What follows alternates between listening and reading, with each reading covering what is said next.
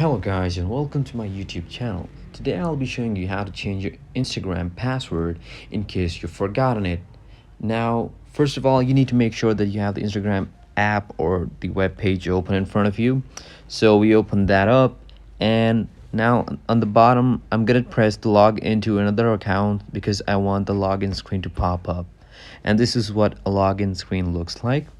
And you see on the bottom right of the password field we have the forgotten password option.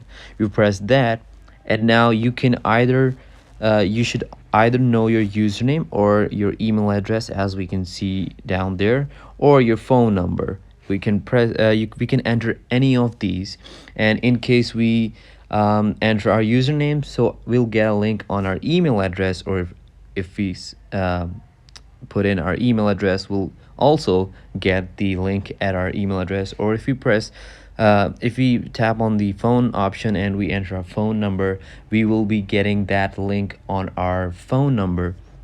But the bottom line is that you will get a link that will send you to a web page that will let you change your Instagram password, because these two options, they just verify your identity that the account does actually belong to you, and they just send you a reset password link, and you can just reset your password and log back right in.